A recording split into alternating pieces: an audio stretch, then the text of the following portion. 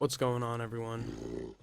So this video is going to be an update on my Stam sorc for dragonbones, and I'm going to put a timestamp in the description for when the build video starts, I guess, because I'm going to talk about a couple things real quick.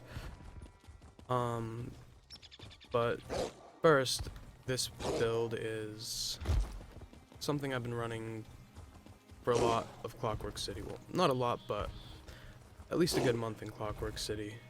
It's very strong and very well-rounded. Before I go into it, I just want to say, number one,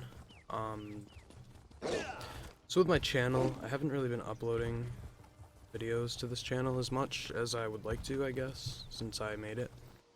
But that's just mainly because lately the game has just been really unplayable for a while now, since Morrowind, I'd say.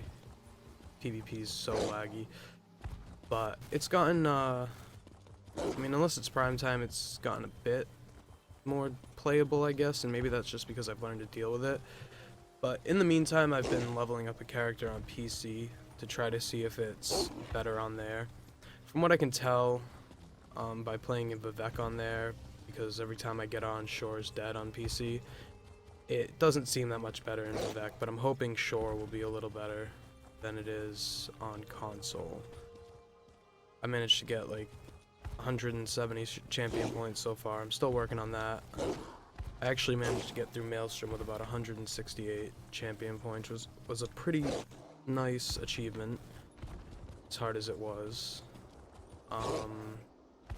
So yeah, when it comes to my channel, hopefully I can start uploading some more videos, and mainly those are going to consist of, I think, just theory crafting builds, short build videos of random builds that I play with for maybe a week or so, just testing stuff out, because I play most of the time in this game, 99% of the time in this game, if I'm playing with a different build besides my Stam sorc, it's usually a build that I'll play with for a few days in duels, a few days in PvP, but I won't post it because if I don't play on it for a significant amount of time in solo PvP with it, then I just don't post it to my channel, because I don't think, I guess I just like to make sure that I can at least solo with it and be somewhat effective. So that's all I wanted to say about that, and now I'm going to quickly try to go over this build. So this build is a medium armor 2H sword and board build.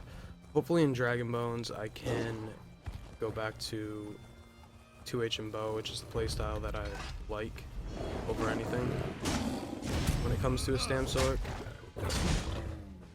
But for now, I'm sticking with 2H and sword and board. So this build is well-rounded. Like I said, it's tanky and has good damage, good sustain. The other thing is, dragonbones isn't out on console yet, but like I said in the beginning, I've been playing on PC, and from running the same build on PC, I think I'll keep it for a while in dragonbones. So, did not mean to do that. Let me buff up real quick. So, fully buffed, 24.6k max health, 35k max stam, 1600 recovery, 29% crit, and 30k resistance.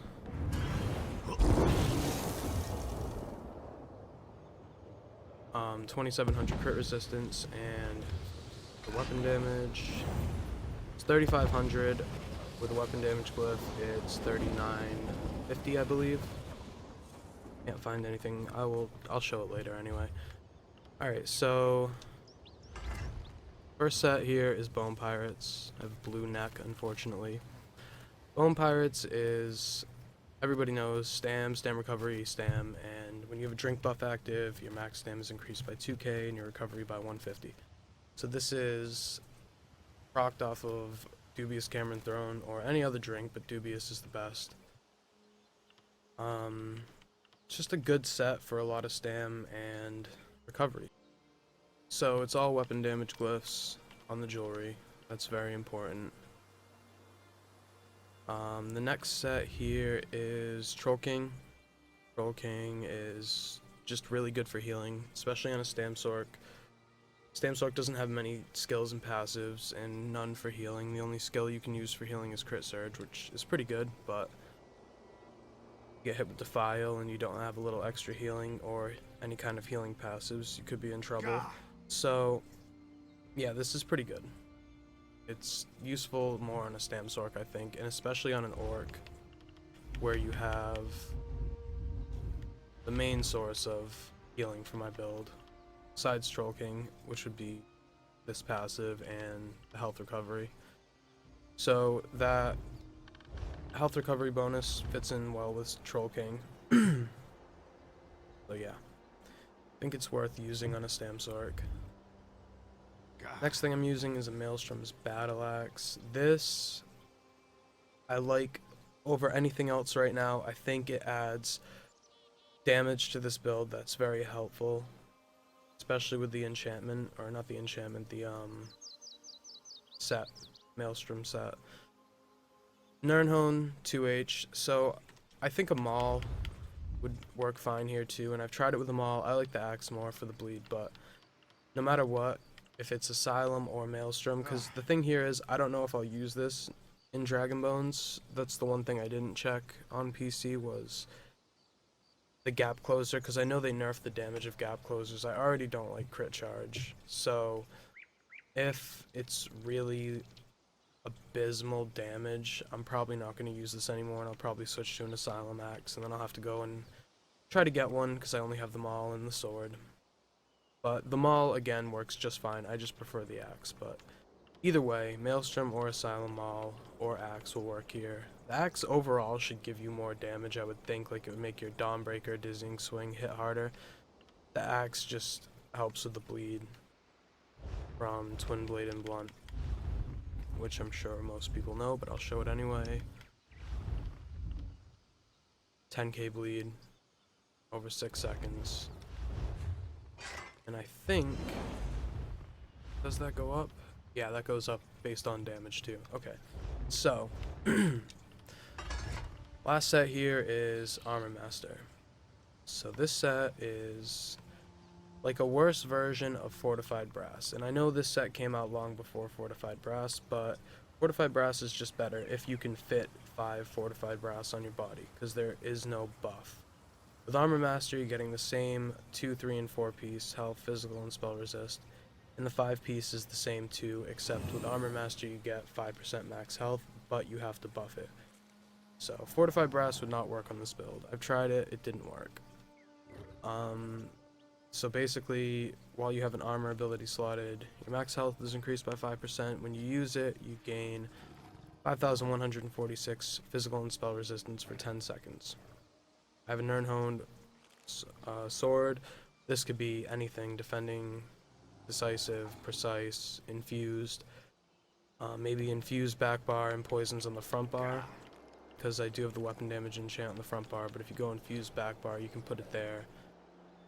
But I like the poisons on the back bar, so I don't use infused here, because it would be a waste. Sturdy or impen shield, health on the shield. Since I already get the health bonus on the back bar, I figured I could have more health on that bar. And on the body, it's 2 Bone Pirates, 3 Armor Master. All impen, all stam. And that's pretty much it. So I think this ad is spawned again. I hear it growling. Really? There it is. Okay, so 3944, fully buffed. Now the crit's a little low here, but I'm fine with it. I've had enough damage. And I know neither of these are damage sets. There is no damage set on this build, but it still hits extremely hard. And I've found other ways to make it hit extremely hard as well. I've had a lot of success running this build. As far as the skills go, front bar is Wrecking Blow. This gives you a 20% in power to your next attack within 5 seconds. Rally, Reverse Slice, Stampede for now. Hurricane, and Dawnbreaker of Smiting. Back bar is Dark Deal, Puncture, which should be Ransack, Reverberating Bash, Shuffle, which is important for Armor Master, Resolving Vigor, and Overload. So yeah, with Shuffle, see the red thing around my feet that kind of looks like blood? This is the proc. So basically, if you get CC'd every 6 to 7 seconds or whatever it is, you CC break, Unchained passive from champion points. You can cast it for free, pretty much. 80% cost reduction. So you can always keep this up without an issue. Overload bar is Rearming Trap, Critical Surge, Caltrops, Defensive Rune, and Ball of Lightning. This is a really good skill. Sits on you for, like, you cast it on yourself for a minute. Basically, if somebody tries to gank you, it'll instantly stun them so you can get off your mount and attack. Defend yourself. And Crit Surge, obviously, too, is really important for healing. Usually, if I'm dueling or fighting, I usually start it off by casting Crit Surge and Defensive Rune. So as far as the skills go, for now, I'm using these 4 skills and they don't change. The only like spots in this build that I would change things is I've been testing Puncture, so I only have 3500 penetration on this build. I mainly played this build with 3500 penetration and I did just fine. I wouldn't be running it if it wasn't good. The difference is with, alright, so I'll explain it like this. With the Dizzying Swing, for example, when I tested it, it hit for, on some random ad, it was hitting for like 13,500. Now, if I punctured the ad, it was hitting for 15,000. So, obviously, that's a significant amount of damage increase from this fracture. It gives you 5,280 more penetration. With my CP, that's almost 9,000, and that's going to make me hit really hard. But usually, I would run the build like this. Hurricane back here, and Rearming Trap up here. Now, no matter if I have Rearming Trap or Hurricane in the front, I still get a little more weapon damage. Expert Mage gives me 2% more, and Slayer gives me 3% more. So if I take off Trap Beast, I lose 1%, but that's nothing. So I could take either one. Trap Beast, I really like in duels. I really like it. Like having access to it open world when I'm kiting around, I can just leave a trap behind, somebody hits it, leave another one. And it works out really well. But, like I said, having a little more damage, or a decent amount more damage from Puncture, helps too. So that's a decision to make. If I was thinking of how I probably will end up keeping it, I think if I'm in a duel, I will slot Puncture and Hurricane. And if I'm open world, I'll probably keep it like this. But I don't know yet. I've been testing it today. Oh, not like that. Definitely not like that.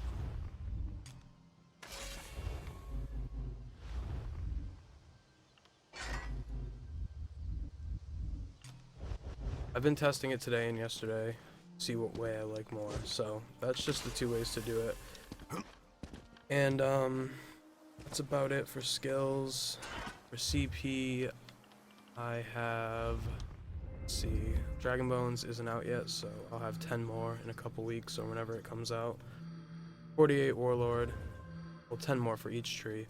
37 Tenacity, 37 Mooncalf, 7 Healthy, 71 Befoul, 28 Shadow Ward, and 2 into Tumbling. This is where I'll probably put most of those points. But there's another thing with this tree. So 71 Befoul gives me 45% Defile on my reverb. So I know there's a sweet spot, I guess you could call it, as to where you'll still get 45% Defile, but maybe you don't have to put in 71 into Befoul. So it could be 65, it could be 60, it could be 68. I'm not sure what the amount is. The way to test that would be to put in like 50, check the tooltip on reverb, put in another like 5 or 10, check it again, and keep going from there till you hit 45%. Because 45% I think is the best place to be at for reverb to be really effective.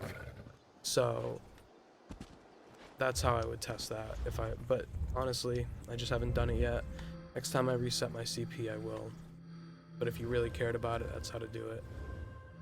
11 in the Blessed, 14 Physical Weapon Expert, 11 Shattering Blows, 62 Master at Arms, 13 Thaumaturge, 28 Precise Strikes, 42 Piercing, and 49 Mighty. So with this, when I get the extra 10 points, and even before I'm going to try to figure out how to get a little more into Thaumaturge, maybe just 1% more, and a few hundred more into Piercing, maybe like 8 more points. I might bring this down to 10% and put some in here, because penetration is very important, and that's the one thing this build lacks. But with Puncture, it doesn't lack that, so not sure yet. 48 Ironclad, 38 Resistant, 43 Hardy, 43 Ellie, 44 Thick Skin, 3 Expert Defender for some odd reason, and 11 Quick Recovery. The only thing I really need to do here is put 4 more points in here, and I'll probably add the rest to Quick Recovery.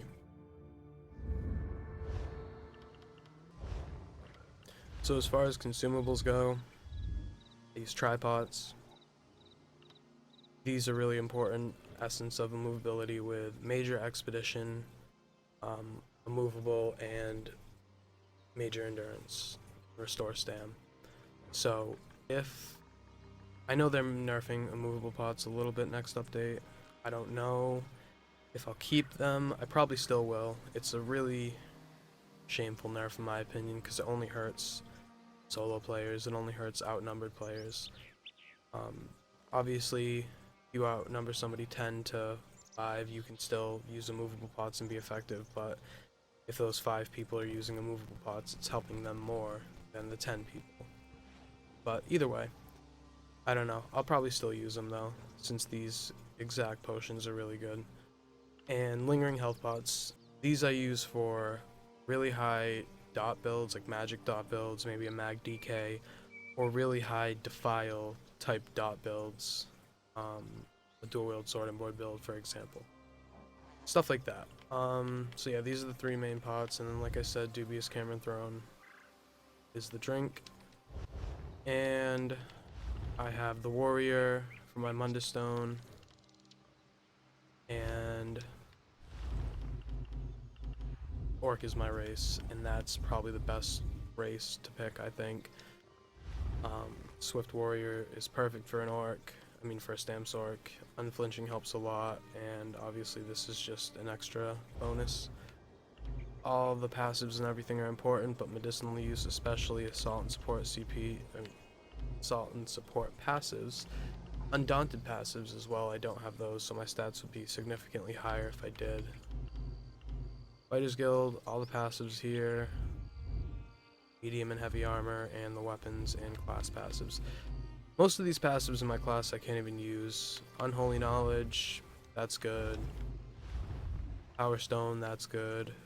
Major Protection doesn't apply. Capacitor is magic recovery, so that really doesn't do much for me. Energized is good. Implosion is good. And Expert Mage I will only use if I'm running a Mage or Sorc class ability on my front bar. So if it's there, it's useful. If it's not, then it's really not. But the little skills and passives that we do have on a Stam sorc are very useful. So that's pretty much it. This build is really good though. For what it does and what it is, it's effective. On my back bar I have a good amount of resistance, like a tank resistance. I have a lot of stamina, a good amount of health, and I still can manage to have almost 4k weapon damage.